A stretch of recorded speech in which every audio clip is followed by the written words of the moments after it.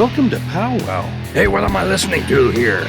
Stories about Idaho, man. Sounds like a bunch of goofy people doing stupid things. Lean back, relax, listen to some stories. You'll like it. Thanks for joining us in Powwow today. We're going to jump right in and listen to Dan King as he talks about growing up in the Salmon-Ledore area in the 70s and 80s. I was an unofficial employee of UD Core Drilling, and Dave paid me under the table. Yeah. Well, you know, that's the thing. I think there's a lot of ranch kids, farm kids everywhere that understand that. You know, I know that I had my share of that kind of work growing up, and it never occurred to me that it might be dangerous for a kid to be doing this stuff, because we were all treated, and I presume this is the case with you. We were all treated like grown men. This is your job, and get it done, and you know, at the end of the day, you'll clock in or clock out. Yeah, and you know what, Jeff? I was about 11 or 12 years old when we were doing some work and stuff. And for the first time in my life, my dad talked to me like I was a man. Right. And I remember that moment and never forgot it. And you know why? It's because I was working like a man. Yeah. Yeah. And he was showing me some dignity. Exactly. And thank goodness that he is the kind of man who could recognize that and had no problem, you know, doing that. I know that the same thing occurred with me, with my dad. He, you know, we were expected to work hard and to get crap done. And, and we were given the dignity and respect deserved for doing that. Yeah. And I worked, I even had some of the men one time we were out fencing. I had a man throttle me one time. He told me to slow down. He said I was making everyone look bad. And I'm like, what? What are you talking about? Yeah. I didn't know there was such a thing as ego. Yeah. Yeah, we got a system here. We're getting paid to do this. System. Yeah, 13 posts an hour, not 23. Exactly. You know, I years ago worked for this aerotech company that was the thing. It was a line process, and occasionally, you know, we had our system, and occasionally somebody would come along and try to mess things up. But the point is, maybe there's a better way of doing things. Maybe there's a quicker way, and some of the old codgers need to pay attention. I learned a lot of tricks from the old timers. Yeah. And was fascinated about how they figured these things out. But it was a lot of fun whenever you actually figured something out that they'd never thought about before. Yeah. And that's whenever they started kind of letting you in the circle, you know, and you started feeling like one of the guys. And I'll tell you, you know, growing up in the ranching community there in Lamai County, you were expected to pull your own weight. Yeah. And, you know, people were constantly threatening the proverbial boot in the rear end to me, you know, if I didn't get busy or figure this out or stuff. And I'll be honest with you, for a time there, I had a complex that I just thought I'm not smart enough for this. I'm not getting it. Yeah. And then one day, all of a sudden, I realized in the workforce as an adult that I'm working with a lot of people that the basic thought processes, the ability to work their way through problems and come up with solutions, and the way they approach troubleshooting problems and stuff like that is horrible. Yeah. And all of a sudden, I realized, you know what? All them guys thumping me and making me think and forcing me to work on the very edge of my abilities, they were training me. Yeah. They weren't picking on me. They were training me. Yeah. And that's a huge deal. And you look back on it now as a grown man with a lot of experience, and you realize, in fact, how valuable that was. You know, it's interesting. It made me think of When I was in my 20s, I worked for the Aerotech company and as in middle management, and so I had to deal a lot with this operations manager we had there, and he was a guy that came to us from the Pentagon and an ex-military guy, and he had a lot of experience. But one of the interesting things I noticed about him is he wasn't any smarter than anybody else. He just figured out how to do things quicker and more efficiently, and it was kind of an epiphany for me at that time to realize that the people who stay ahead of the game and study and learn and keep up with technology and learn how to get along with people and deal with people are the ones who get ahead. You know, they're the ones who end up setting the pace and and I learned the value in learning how to get along with people and treat people with dignity. And work with people and constantly learn. And there's been many times where I've told my wife, I'm ready to get a job where I can just kind of drop off the grid, because keeping up with technology is a lot of hard work. Oh, yeah. And I'm just ready to stop doing that. Yeah. But I'm constantly trying to improve myself, and I'm probably going to go back to school again to help augment some of my skills with the job I have now. That's great. Yeah, it's kind of exciting because I've actually kind of been scared of the classroom situation most of my life. I understand. Well, as you know, we lived on a ranch in Ledore when my mom married my stepdad, Bobby. Yeah. And our ranch was really it wasn't a producing ranch. It was pretty much a self-sustaining.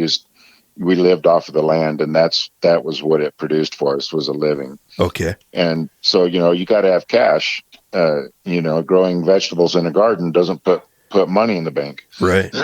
So Dad would do side jobs here and there, and he had a lifelong friend of his there in Ledore was David Udy, and David had a core drilling company. And he would travel around in the summertime and drill holes. Huh. And Bobby had learned how to drill years ago when him and Dave were younger and they first started doing this. And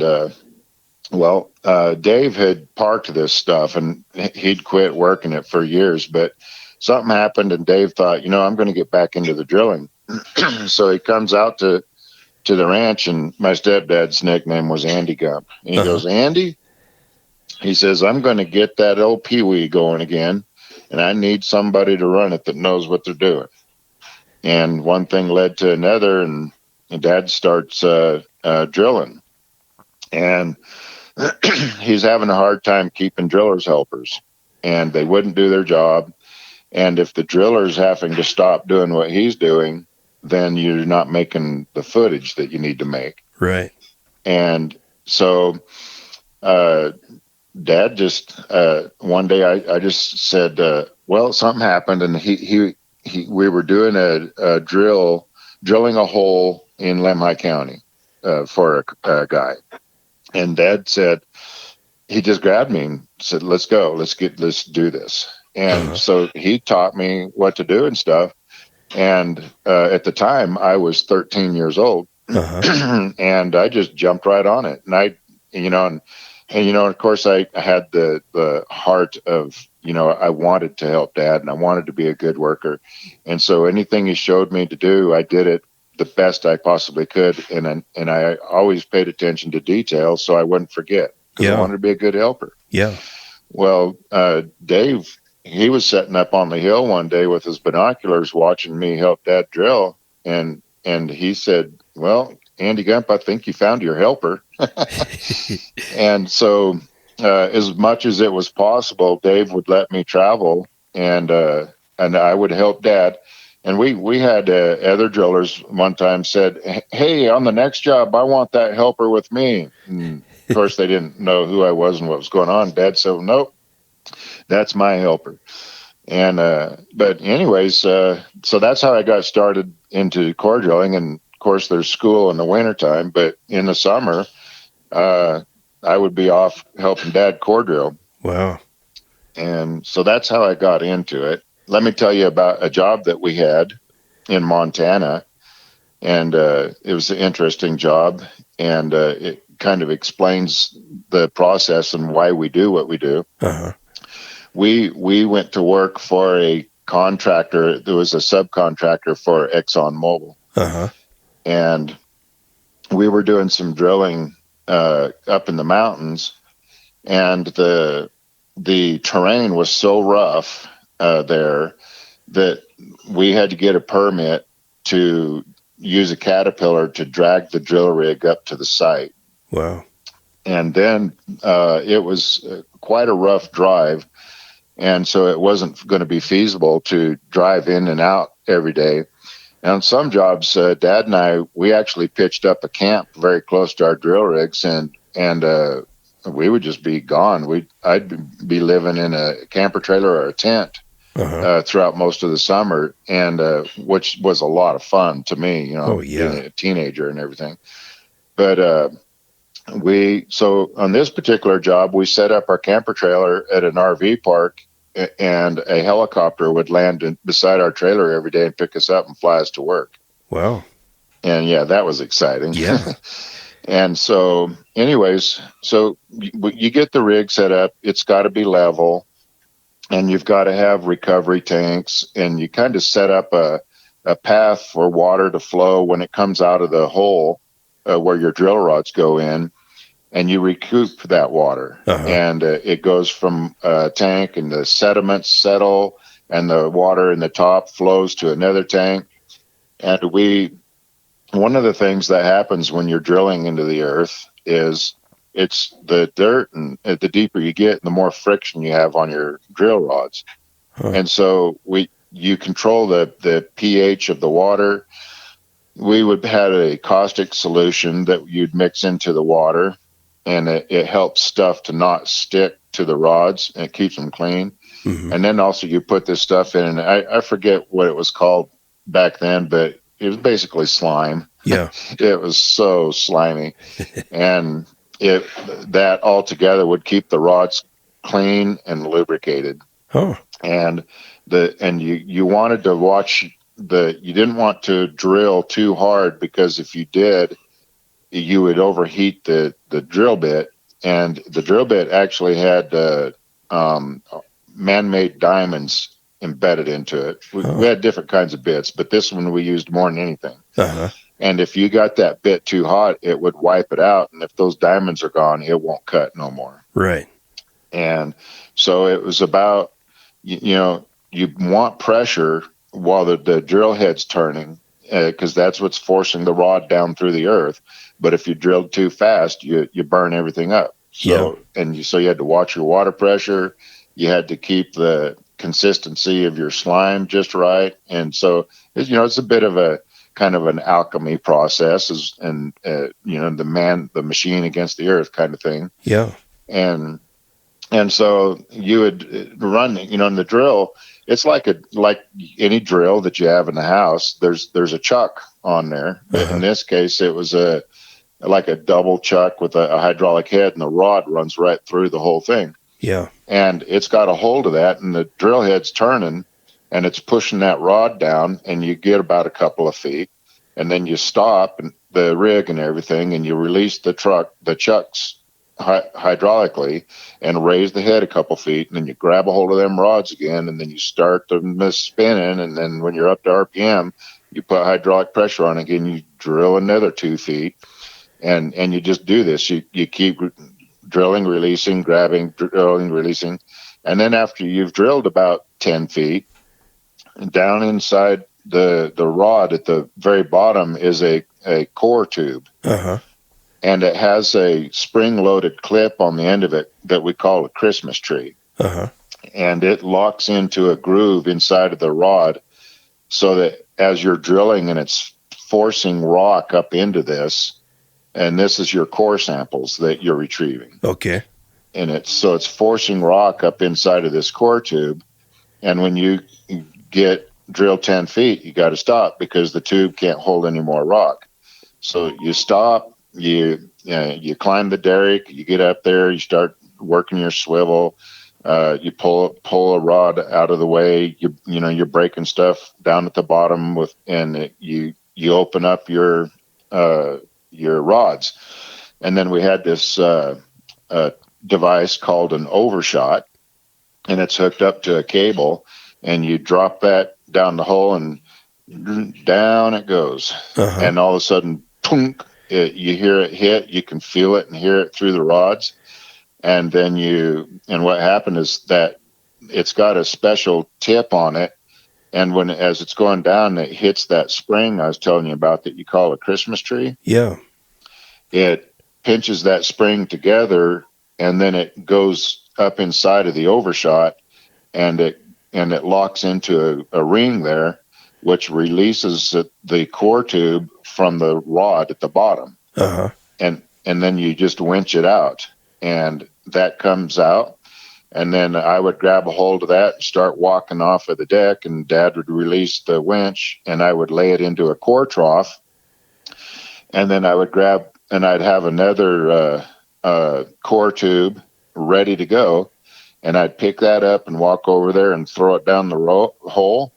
And then he would bring his rods over, and I'd start threading them, and I'd wrench them up until it's tight. And then everything's hooked back up again, and Dad would go to drilling again. I check my pumps and everything, make sure the water's up and the pressure's up again and everything. And then when he's drilling, I'm down there retrieving the rocks out of the core tube. And then I get some boxes that the geologist gave us, and I start laying that core in that box in the exact order that it came out of the core tube. Uh-huh. And then I'll write the date that we retrieved the sample and the footage and any brief comments that might be pertinent. And that's what you do. And then of course the geologists take those core samples and to their labs, and they study it to see if what they're looking for is in there.